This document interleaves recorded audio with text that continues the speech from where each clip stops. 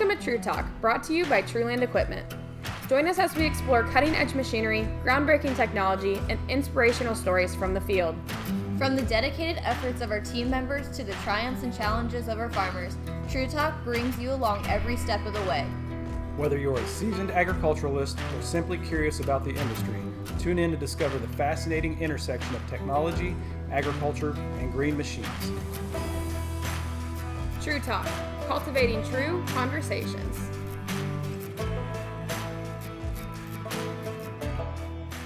Welcome back to True Talk. This doesn't feel like a True Talk when it's just me and you. Yeah, welcome back. Agronomy update number 3. Is that number 3, number 4, number 3? I've lost count. Right. We are pushing into August.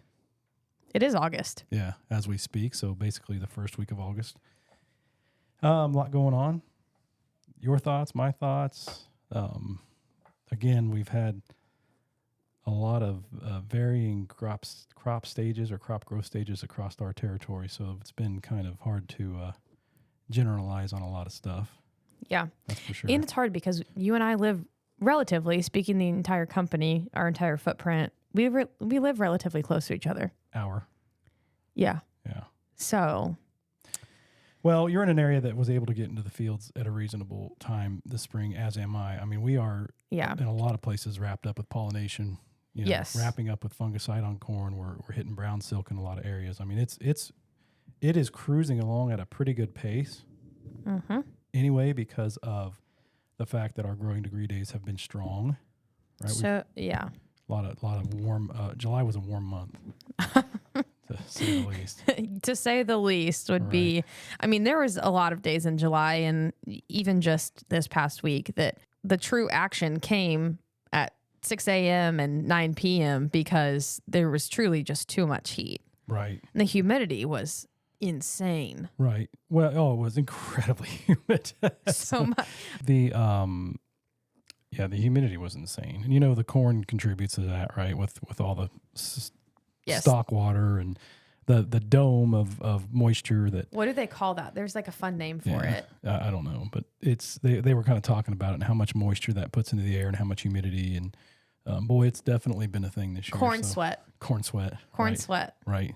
So again, I mean, there's a lot going on. Things are moving pretty good. We had a variety of planting dates in our territory, and I want to be cognizant of the fact that to not overgeneralize too much, because I know we have areas that are, I mean, they really should be tasseling. Hopefully they're tasseling now or pushing tassel pretty quick. Yeah. But you have things that were planted April 20th. You have fields that were planted all the way into the first week of June and even beyond that. And you have stuff that was planted in the middle of that is wavy as all get out, where you see both sides of that. Right. Thanks to that uneven emergence that we saw and going into some less than ideal conditions. But we had everything, right? If you think about it, we had early planting, late planting, wet planting, dry planting. We had, last year scarred a lot of people. I think that there was a lot of fear about, getting in June or not until June. And so I think that people were pushing it maybe on the earlier side, right, in some less than ideal conditions because they didn't want to end up in that same situation, which I respect. I understand that was not a fun place to be in for anybody last year. No, but we you dealt with what you had to deal with. So some people just couldn't get it in, until a little bit later. But we've got a variety of crop stages. I mean, again, we have some that's probably not tasseled. We have some that's probably on corn that's R3. For sure. And then beans, we're obviously, that's kind of arbitrary. I mean, I think everybody's probably flowering by now, considering where we are in the. I've seen some super later planted stuff that's flowering. Yeah. No, and double crop, we've seen double crop emergence. We're starting to see the result of that. We could have a pretty good double crop. There's some that got in at a really good time. I'd say, what do you think about that? Yeah, I mean, again, it's all over the place because some got them out very early and some of them couldn't get them until that second week of July. I like to get those in the closest to July 1 as possible, and but everything's up and some are pretty far along and look pretty good. Some of them are still kind of barely to the top of the wheat stubble. I've seen some pretty spotty stands, but I think that falls more into the rain situation. I mean, that's double crop beans, right? That's kind of that's the name of the game. Way it goes. So you take what you can get, but they're not pretty, but they're there. Right. So thinking about, I always talk about in our internal updates about the growing degree days and where we're at. We're above pace on pretty much at any planting date this year, and the early planted stuff is on pace for a pretty early black layer first week of September. Later planted stuff, later May into early June, and I know we backed off on maturities as we got later, so they're kind of looking at maybe an early October black layer. Some of those fields are pollinating. A lot of those are pollinating right now. They should be pollinating right now. Yeah. So we're going to be okay. I mean, obviously you want a black layer before any frost comes in, and we're pretty good shape on that. I think across the board, you can always have that outlier early frost, but I think we're probably in pretty good shape as far as that goes. I think that if we were expecting a black layer in early November, that first week of November, then I would start to get a little bit hesitant. Well, as long as guys understand when you're planting in June, you don't want to plant 116-day corn, right? As long as everybody abided by that. Our guys are smart enough to know that. Right, yeah. So we push it on, and then, like I said, growth stages were all over the place. So we've got corn that's probably just about tasseling and corn that's probably about R3, and depending on where you're at. So got some stuff that looks pretty good. We got some stuff that's been through some pretty tough dry weather. Maybe some stuff that had some pretty big wet holes. Just depends where you are. I mean, weather's spotty in this area, and there's a lot of pale spots showing up. A lot of lime green corn that's coming through as a result of. I mean, some of the stuff. I know in our area there was a while where we were hurting for rain, right? And we definitely could have used a little bit more. We were just in the perfect spot where we missed a couple critical rains where other people got a good inch, 3/4, and they were sitting pretty, and then our lime green spots started to appear. So right, and I had a customer / friend south of me by about maybe 40 minutes we got 2 inches of rain over the weekend, and he was just crying, saying we need rain so bad, and then he finally got 8/10, I think, yesterday, and was a Band-Aid. They needed it pretty bad. So again, spotty weather, spotty crop conditions, spotty crop growth, but that's our new reality, I think anymore. So we deal with it and thankful for what we got. So getting into pollination again, I mean, we talked in the previous podcast about potential for insects because we did not have that second freeze, or that freeze after everything warmed up to kind of knock the numbers back. I've seen a little bit of Japanese beetles. I was gonna say that's number one on my radar. Again, and I think I spoke about this, thresholds for Japanese bean beetles and the damage that they can cause. Yes, they cause horrible damage. Right. Yes, they're a nuisance. Yes, they repopulate very quickly. Yeah. However, those thresholds are still pretty high. Yeah. It can look ugly and still not be even close to threshold. It's you've got to dig. So the concern would be the severity and the numbers increasing during flowering. Right, the growth stage. For some of that later planted stuff. Yep. However, I still think that we're in a better than worst case scenario. I had one person that for the first time in several years, I recommended they spray their bean field, and it was not pretty. And I said, whoa, okay, yeah, you need to get that sprayed. I've not said that for years. And outside of that, and I'm going to show you that picture real quick. Whoa. Yeah, that needed sprayed. Yeah. Can you send me that? We'll put that in the comments. Yeah. So that was a first in a long time. But they have, crops have flavors, and that particular soybean variety was very, very yummy for those Japanese beetles, and versus a picture that just has some relative, buckshot holes, and you just kind of say, okay, yeah, that's ugly. We move on. But what's kind of piqued my interest is the amount of moths that I've seen this year. Yep. And for the amount of moths, I would think that we would have seen a lot more worm larva feeding damage. Corn rootworm, army. I just feel like it wasn't there. They're different moths, though. They're not. They're different moths. So I guess, and me and entomology, we were not friends. I don't like bugs. Sweeping a hayfield, I did that once during an internship, and I think I took 3 showers that night. That is my worst. Kudos to all the people that do it. That was probably me and entomology you're saying we're not friends. To clarify for our listeners, you took a net, swept it across the field to get bugs. You don't think there's bugs there until you sweep the net across them, and you're like, whoa, there's a bunch of them. And you've got to kind of thumb through them to see what they are. And don't remind me. Have a white piece of paper and you're counting out. Ugh. I'm not a crazy fan of bugs, but they're just part of the job and part of it. But anyways, no, I hate learning about them. So I'm certainly not going to capture these moths, and I'm not going to preserve them and stick a pin through them to observe what what their larval form would be, but I don't know. I guess it just raises the question: do we need to be worried about some late season earworms and stuff like that? Probably, yeah, probably. But I got a moth story. You brought it up. I was driving home from Lafayette the other night, and when I went down into a valley, it looked like it was snowing. It was unbelievable. The road was covered, and my windshield was just getting splattered, and it was a white moth, and there were just millions of them. And I'm like, whoa, I've never seen that before. That's weird. The like road the was fuzzy white. ones. Yeah, they're not. Yeah.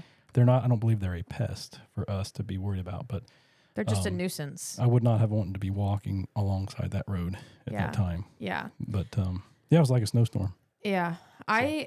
I did get a car wash, my personal car, washed it recently. Of course, it's black.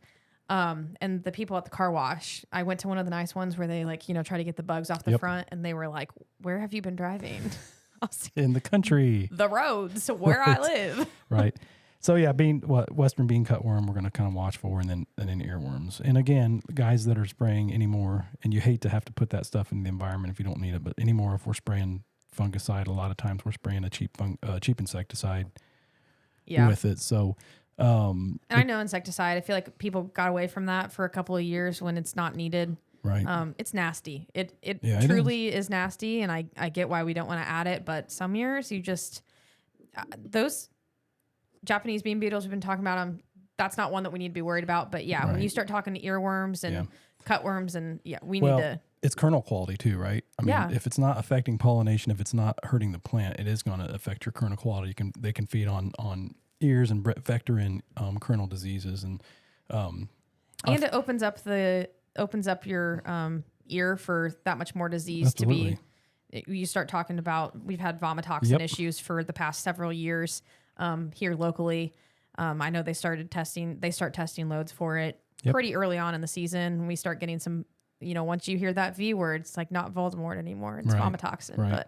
And we could potentially see some with these cooler, wetter conditions that we have now for some of these fields that are pollinating. So, I mean, I'm a big, I've noticed the grain quality has gotten significantly better since we started spraying some insecticides here and there. So, hate it, but it could be a necessary evil at that time. So Make again, the call, be in your fields. Yep. Pollination hindrances, right? We've talked about Japanese beetles and silk, the silk clipping and the nick. We have had a little bit of an issue this year that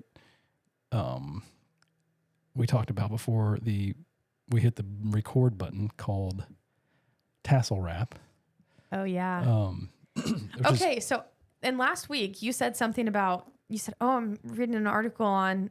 and you kind of paused a little bit because Josh, if you know Josh, him reading and talking it doesn't go well. Can't multitask. Yeah, so you kind of paused a little bit, and I said tassel wrap, and you said, how do you know about tassel wrap?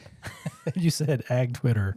Ag Twitter. Yeah, so the reality is, thankfully we don't have any of it on our farm, but ag Twitter has been all about the tassel wrap. And there's been, I know Ohio State's published a great article. I believe Purdue has put some resources out about it as well. It's unfortunate. So this all started for me. I had a customer send me a picture of an ear that had some pollination issues, and I was like, whoa, okay. And I kind of thought back about how I'd seen a lot of upright leaves kind of around the tassel, kind of you worried about it blocking some pollen shed. And there's something else that we've had going on this year. I think we talked about it last podcast. For such a windy spring, man, it's been really calm. Yeah. In the last 45 days. Well, wind is kind of when we want the wind. Yeah, wind is really important to spread that pollen around. Yeah. So when you have upright leaves kind of shading a little bit of that tassel, it helps to have wind to get that pollen around those leaves. Well, tassel wrap takes it a step further, and the leaf it remains wrapped around that tassel too long. Encased, Yeah. And it's not a permanent thing. No, it does come out of it. It's just a delayed unraveling of that flag leaf. The problem with it is you're already putting silks out in the bottom of the cob, and as those silks continue to climb up the cob, it shades out the bottom silks, and by the time that pollen does get released, you're missing some. You're not able to get contact of those lower silks, so the lower part of the cob has some pollination imperfections, if you will. So it is legitimately a tassel wrap. So that's kind of genetic specific. We won't go too deep, but it does follow a certain genetic line and across various companies. So you're going to have to ask your seed rep. They know if it's an issue. They know they've seen it by now. Yeah, and which hybrids. But honestly, I've seen pollination issues in lines that are not offspring lines. I mean, so I do think that there are some other pollination issues going on. I think that we've had, and it might be the wind, it might be the weather. It could be the nick is off. I mean, when you have the kind of heat we've had, it can stress that pollination timing a little bit. Yes. And throw it off. But there is, I would encourage everybody listening to go out and everybody's doing ear checks, but do a couple extra. Do some pollination assessments. Yeah. I mean, because right now, if you are earlier planted, later on your growth staging, you're in that R3, you definitely want to know what's going on. And I've seen a lot of bad pollination, again, not even having to do with tassel wrap. Yep. And I think the lack of air movement is probably as big as culprit as anything if you're having issues. So how are we going to get the bees to pollinate corn too? I don't know. Bees are important, aren't they? We love the bees. I do too. Yeah, they're important. And I know the numbers are dwindling, but I see a lot of people putting in little private bee hives or whatever you want to call them. And I had a family member ask me about that. I said, do it. Put them in, man. Bees are incredibly important. Yeah. So, but they're cool. They're so fascinating. So do some assessments of your pollination. I mean, obviously hoping everybody avoids any catastrophes out there. And back to that tassel rep, I got to throw in here what causes it. We don't know. I mean, it's similar to that. They say it's similar to that. When your corn twisted whorl syndrome, right? And younger corn, when you get that rapid growth and you have massive growth, and then you have such a cool down at night, it slows down and it kind of twists itself up and wraps it over. And I don't know. I mean, I don't feel like our nights have been crazy cool, but maybe because our days had been so hot. But it just is something that just that growth is off just a little bit to where the timing is off of getting that leaf to fall and unwrap. And our heat was late though. I feel like I don't know, those hot humid days happening the last couple weeks of July. I see what you're saying. It was maybe could have been a bad time. Right? Yeah. And the other thing is, I went back and looked at nighttime temperatures, and it was a 20-degree difference. That's a lot, but you couldn't tell? No, because it was still kind of warm when you went out to the car or the truck in the morning. Yeah. So it didn't feel cool, but it was 20 degrees is a big difference, I guess. But anyway, I don't know that we truly know, but just be aware that was an issue, and it can be an issue. And even if you have these hybrids that are sensitive to it, it might only be just a few plants here and there. And you might not ever see it again.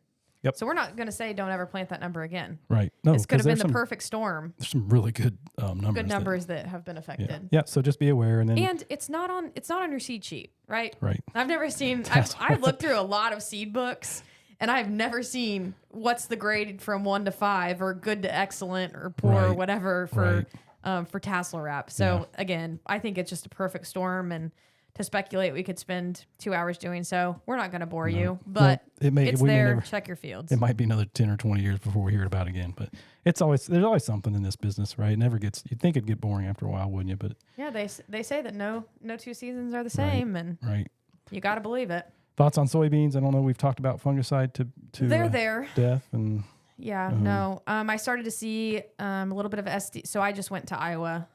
Got a lot of windshield time in, which is nice. A lot of gawking.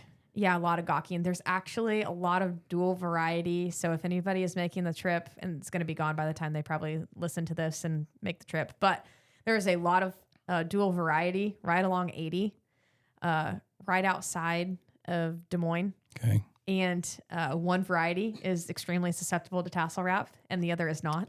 Oh, you could see it from the road. You can literally see it. It's like plain as day. Wow. You should have got a picture. I did take a picture, but I think I just sent it to my husband, and I don't think I saved it, but it was fascinating. I was like, definitely slowed down and moved to the right lane and just gawked for a little bit. That's cool. Yeah. But saw some SDS moving in the soybeans. Compaction areas, inrows. That's what I would assume. Yeah. Obviously, I don't know the history of those fields, but or the soil types, but I can deduce that that's probably what we were seeing. It looked like some lower ground, and there's no hills in Iowa.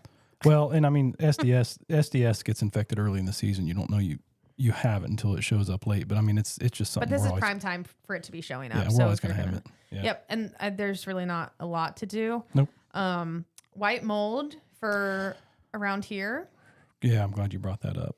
I know. You love to talk about it. So we talked about white mold last year because we got smacked pretty good We with talked about it last podcast, I thought. Yeah. Well, and the thing is, we've obviously rotated those fields last year, most of those back out of beans. So technically it stays in the soil, right? But we're watching it this year, again, because of that lack of air movement. That is a huge influencer of white mold if you don't get the ventilation down Especially those with rows. these late rains coming in where we have, now we're full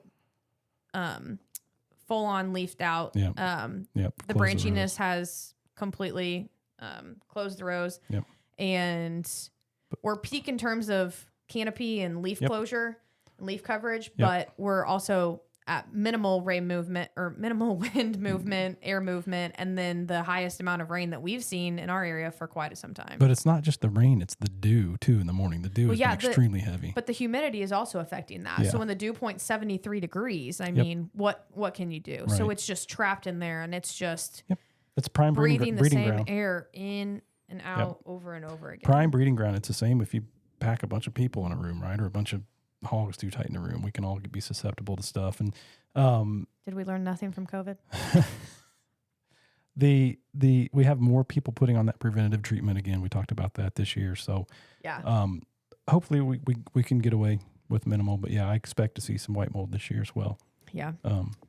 Yeah. And I understand. Not to be doom and gloom on this podcast. Right? Well, no, and I think that a lot of people, so some people are really looking at that. I mean, we haven't seen markets bounce or rebound like we thought we would in this past month. Yeah. I think that a lot of people were expecting a lot more movement, a lot more action. Not to say that we might not get to where we want to be or where we think we can be, but we just aren't there yet. And so I think a lot of people are really reevaluating that and taking that on a day-by-day basis, which I understand. And I see why we're there. So I don't know. It's just something to look out for if you know your fields better than we do. So just look at the ones that you know could be or should be susceptible to that. And history, high variety, susceptibility. It likes the low ground, right? The low dark ground. Dark ground, yep. yeah. So just kind of keep an eye on that. Again, to me, it's more about, okay, yes, we do have some products now that are kind of used as a preventative. But also the biggest thing to me is being aware where you potentially have the problem. Look at variety selection. Yeah. You can't road farm for white mold until it's too late. Yeah, So you see it when you're harvesting. So yeah, just be aware. So, and then on that note, we're watching tar spot, right? And we got another one. Yeah, heavy, hot and heavy. So it has been. So I want to throw this in really quick on the tar spot because it's a pretty good time to talk about it. It has been found in a variety of counties throughout our state, and it's been found in several counties in our territory in Ohio as well. It always starts in the north to the northwest territory of Indiana for us. Mm-hmm. It has been found in all the counties around us, basically, but it has not, up to this point, had not reached epidemic levels. And what I mean by that, it's not smacked whole fields and been just up and down plants and just been all over the place that I've seen or heard about. And the reason why is because it's been so hot, that true heat actually helps prevent or slow down the tar spot explosion, if you will, right? Yes. But as we do this podcast, tell me what it's like outside today. It's cool. It's nice. Yeah. And it's a little bit, we have some residual moisture in the air from yesterday. So we are about 18 degrees cooler than we were probably a couple of days ago. It is prime time for tar spot. It is time for that tar spot to explode and go crazy. So that is just a public service announcement to, if you haven't sprayed fungicide, if you haven't double checked your field, I would say it's a pretty good time to start looking. So I want to throw that out there. The other thing we got to watch for, I want to talk about tar spot. This is later than what people are expecting. So I feel like a lot of people looked at their fields pre-fungicide. We've put on fungicide for a lot of the fields. I've seen a lot of planes going in the last week. Lots of drones. My gosh, the number of drones have just exploded this year. I love it. Yeah, it's awesome. Shout out to all the entrepreneurs out there starting their drone business. Anyways, so we've seen Hagies moving. We've seen on the call center. We have seen planes in the air, and we have seen drone teams on the ground on some side roads. And so we know that fungicide's getting applied out there. But just because you've applied fungicide, don't stop looking at your fields because again, this is later than what we're typically used to seeing tar spot move in. Right. The weather is just a little bit flipped. We are typically having that hot, I guess not flipped, but Well, no, you're later. right. We're delayed. You're right. We had our hot spell probably a little earlier than we thought we'd get it. Yeah, and then this is, the cool that we're getting now was typically when our hot was. Right. And so that's typically when we see our tar spot moving. So it's just a little bit delayed this year. Yeah. I feel like there was a lot of conversation. We weren't seeing the tar spot. So a lot of people were talking about northern cornleaf blight. Again, not to epidemic. Well, there's another one in there we got to talk about, but. Well, that one actually could be, potentially, that's another devastator. Right. So northern cornleaf blight, we know that that's there every year. I feel like that conversation kind of filled the tar spot gap. And now, yet again, we're seeing that move to the back burner and we're seeing tar spot take its place in all of these agronomic conversations. So just be on the lookout. Yeah, great point. Don't rest on your laurels and say, hey, I've been sprayed. I didn't see it, because it can still come in and it's probably going to start moving here pretty quick. And then, again, like I said, not to add fuel to the fire, but I think it's very important to discuss southern rust. Okay. Different than common We're rust. not in the South. What are you talking about? about? Right. It has been found in my home county. Southern rust is different than common rust. Common rust we see every year. It's a kind of the dark red little rust that's only on leaf surfaces, and it's not a problem, just not. But southern corn leaf rust is a little more orange. It's on the top and the bottom, if I'm not mistaken, of the leaf surface. I'm not looking at anything. I'm going off of memory. And it comes in from the south. And when we said we have Which is so funny, because how many southern rains right have we had, or southern winds? But when we have had wind, they've started to come from the south. So, and I called that out in an earlier podcast. Yes, you did. Yes, you did. So with that, and again, that's kind of abnormal for us because ours usually come from the west and the southwest. But when you have southern winds, guess what blows in? Southern rust. So this is corn, obviously a corn disease. So back in 2000, when you were probably a toddler, we had a very bad I don't know if I could have identified corn from beans at that point in my life. We had a very bad epidemic of southern rust, and we hadn't seen a lot of it, and we had a lot of corn go down. And there were some genetics at that time that were very susceptible to it. I remember the breeding lines. But yeah. If we're putting on fungicide, just keep that in the mind for what we're wanting to potentially prevent, because it can be pretty devastating too. But it's not widespread, but you do have to be watching for that as well. So yeah. Just want to throw that in there. So again, not to be doom and gloom. These are things that this is every year. Yeah, we just want to watch for, but you got to understand what things are potentially in your area and adjust your plans and your applications accordingly. So. I think knowing the what ifs helps you kind of manage your risk, but also, again, we've talked about this a lot last year and this year, and when we're really trying to see an ROI on what we're putting into our inputs and what's in the tank mix for fungicide, for our herbicides, we're adding insecticides, whatever the case may be. In those, I'll call them crunch years, we're really crunching the numbers. These are just things to think about. So do you fit into a position where Josh and I might mention, our low ground where you're susceptible to white mold or, whatever. And it's not again to be doom and gloom. It's just, what if? Yeah, I mean, you got to share what's out there, and again, I mean, the idea. Hopefully, people don't fall into every single category. Right. Well, I mean, if you're already putting fungicides on corn, just make sure you're covered on the potential risks that we have right now. Yeah, yeah, and there are different fungicides available out there, and this might be a year where you say, I'm going to actually start looking at different groups of fungicides and what their effectiveness is and what they target and how they work throughout that plant, and to try to make an educated decision versus this is what we've done for the past 5 years. Know what you're trying to treat or trying to prevent, and know what the risks are. So yep, just a little bit of a PSA. So other than that, I mean, we're just kind of chugging along and understand that, man, harvest is not very far away for some of us. No. You know that? We're going to have some early beans come off this year in early September. And well, last year we were done by Halloween in this area. Right. Which, I mean, I think that we might be looking at the same pace this year. Well, in this area, but boy, across our territory, it's going to be a long harvest. It's very long. So, but some of those people that got a lot of those rains, they might not be looking at starting until the end of October. So right. mid-October. I can see mid-October being a start date for some people. I really can. Yeah, no, So, in all seriousness, and that's just going to be. But us as a dealership, we're staying on top of where we are on the calendar, and we are getting combines ready. We're starting to look at software. We just released a podcast about that for you to make personal decisions. For new machines, we're getting those set up. We're getting those delivered. We're doing startups. We're walking through any of the new S7s with the technology. We're running through that with customers, getting them prepped to do that.